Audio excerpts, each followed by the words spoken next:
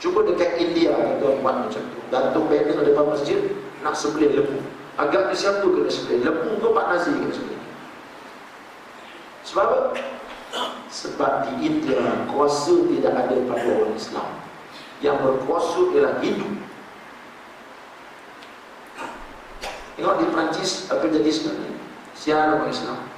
Tengok di Sweden, apa jadi dekat Sweden? Sepasang suami isteri nak mengamalkan Islam, rotan anak dia kata tak semayang, masuk ke dalam dia. Dia tak boleh kata ini Islam semua. No, ini negara Kristian, you kena ikut cara Kristian. Itu yang nak dibawa ke negara kita tak apa lagi. Dah tak boleh rotan. Nampak? Bila kita tak ada kuasa, begitulah tuan apabila Nabi tak ada kuasa. Sedih, tak boleh buat apa. Aku ada produk yang baik, tapi nak pasarkan kepada masyarakat tak boleh, halangan banyak. Ini kesedihan dia. Produk memang cukup baik, datang daripada Allah. Quran ni memang cukup hebat, tapi nak sampai kepada orang tu, halangan tu cukup banyak. Sebab apa? Nabi nak buat masjid, tak boleh buat dekat Mekah. Abu Jahal takkan bagi. Nabi nak buat sekolah agama, Abu Jahal takkan bagi. Macam mana Nabi nak sampaikan dakwah ni? Sekolah agama tak ada, masjid tak ada, apa tak ada. Bayangkan ketika itu tekanan yang Nabi datang. Ibarat orang tuan-tuan nak jual burger, ambil burger semua letak bawah stol. Orang tanya, Ji jual apa Ji? Tak ada apa-apa. Bila orang nak beli burger dia? Nak laku burger tu kena letak atas tu beritahu, aku jual burger, mari beli. Kita tak takut nak iklan. Ini dekat Mekah nak iklan. Nabi baru sembahyang depan Kaabah, apa Abu Jahal buat? Ambil air busuk curah atas badan dia. Macam tu Islam nak berkembang. Sebab tu saya kata 13 tahun Nabi duduk di Mekah tu, Nabi berduka. Duka dia, cuba nak buat ni produk baik, tapi nak sampaikan tak boleh. Nak semayang pun menyongok-nyongok atas bukit. Nak baca Quran menyongok atas bukit. Betul-betul bayangkan, nak baca Quran menyongok atas bukit.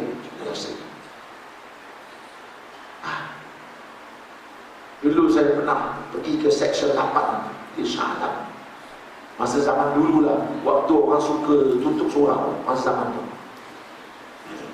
Ya, sejak 5-6 tahun ni alhamdulillah surau terbuka itu, buat karnival rasul dan macam-macam karnival ada. Zaman dulu sebelum tu orang suka tutup surau. Kat surau saya 8 kena tutup dulu. Ya, bila pergi tu tengok ayam kambing ada dalam tu. Kita tengok masa tu sedihnya, ya Allah, surau jadi macam ni.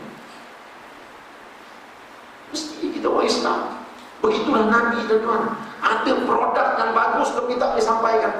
Nak buat forum, Abu Jahal kata tak boleh. Nak buat sekolah agama, nak mengajar agama, tak boleh. Sebab apa Nabi tak boleh buat semua tu? Sebab ketika itu yang berkuasa ialah Abu Jahal. Abu Jahal mengamalkan sistem pemerintahan jahiliyah. Dia takkan terima Islam. Sebab itu Nabi berfikir, apa guna aku ada produk yang baik kalau aku tak ada negara? Apa guna aku ada produk yang baik kalau aku tak ada kuasa? Sebab itu perjuangan Nabi, perjuangan untuk mencari kuasa. Yang ini yang buat orang marah ni, ustaz tu dah mula lah tu. Saya dah ceramah dalam radio selama tentang sirah Nabi ni 10 tahun. Kita sebut dalam radio, kita sebut depan orang, depan sultan pun saya mengajar, saya sebut bahawa perjuangan Nabi ialah perjuangan untuk mencari kuasa. Kuasa apa? Kuasa fat, bukan kuasa fat. Apa kuasa fat? Kuasa politik. Politik. Ini lagi orang geli-geleman dengannya, ustaz tu dah mula lah tu. Kita tidak boleh nafikan. Selagi Nabi tak dapat kuasa politik, selagi itulah Nabi berduka. Duduk di Mekah, tak dapat buat apa-apa. Sebab itu Nabi berusaha jumpa para kabilah. Nak terima saya tak? Nak terima saya tak? Nak terima saya tak? Bila tiba-tiba datang orang Madinah, orang daripada Madinah datang jumpa Nabi SAW. Kamu ni Muhammad yang dia? Kamu yang ngaku jadi Nabi itu kan? Ya. Kalau gitu beriman lah dengan kamu. Pendek cerita supaya senang faham. Dia taklah guna bahasa macam tu. Yang cari Nabi orang Madinah.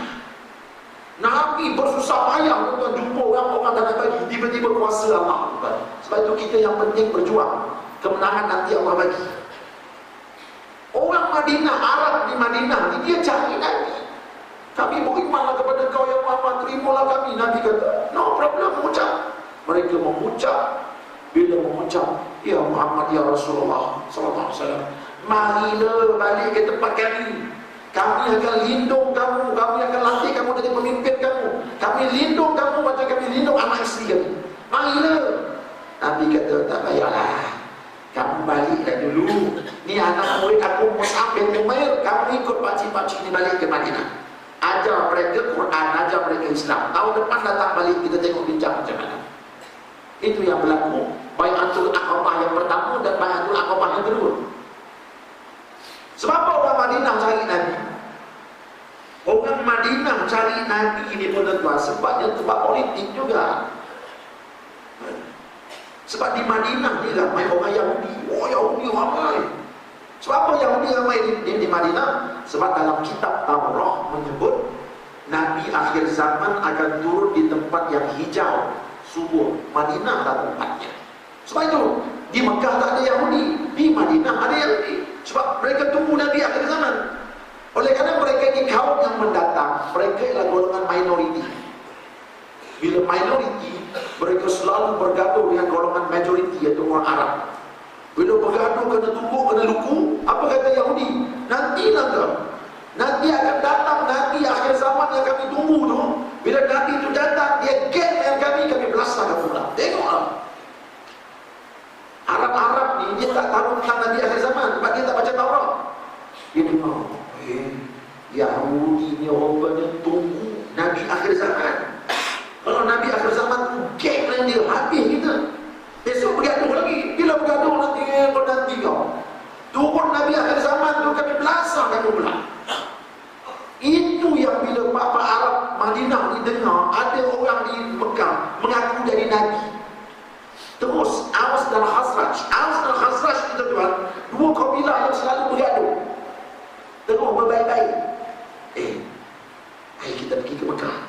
Sebelum ni Nabi itu geng dengan Yahudi, susah kita nanti. Baik kita cari Nabi itu, kita ajak dia geng kita.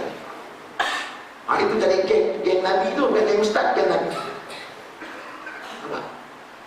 Itu yang buat ni pergi ke Mekah, jumpa Rasulullah.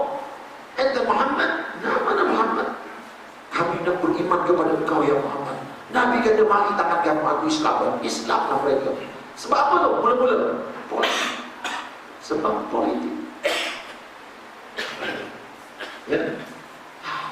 Jadi mereka kata Nabi, ya Rasulullah, bila balik ke Madinah? Nabi kata, tak salah, kamu balik dulu. Betul. Sebab apa Nabi suruh mereka balik dulu? Setahun lepas tu baru jumpa. Sebab nampak pelik. Selalu aku cari orang, ni orang cari aku. Apa? Nampak tu? Apa hal jadi? Tapi Nabi dah Islam dengan mereka. Sebab Nabi ni tuan-tuan, dia punya otak bukan sekadar otak ustaz tau. Dia juga ustaz, dia juga seorang tentera. Sebab daripada kecil dia sudah dilatih jadi tentera. Dia juga seorang ahli politik, bijak berfikir. Daripada kecil lagi bapa saudara dia tok dia, bawa dia masuk parlimen berbincang di Saqifah Bani Sa'idah. Dan Abu Talib dan Abu Muttalib, masa dia nak pergi bersidang di parlimen, dia bawa Nabi, letak Nabi tepi dia. Bangunlah di parlimen tu. Tuan, ini menyalahi hukum bersidang di parlimen. Ini budak kecil, kena dia menangis kecil ni macam mana? Apa kata Abu Muttalib? Inna lahu la sya'nun 'azim. Cucu aku ni ada kerja besar di masa yang akan datang. Dia ada dengar macam mana kita bergaduh di parlimen. Itu yang tak kerti politik, itu yang umur 60 tahun parlimen pun tak pergi. Oh, ini Nabi kecil lagi dah masuk tu, dia dah tengok dah di parlimen. Ketuk sana, cukuplah YB, cukuplah YB. Semua dia dah tengok dah daripada kecil. Otak dia otak ahli politik. Dia juga seorang ahli tentera sebab daripada kecil sudah pergi berperang. Dia juga seorang ahli ekonomi. Sini azan dulu ke terus? Azan. Silakan. Ayo kita.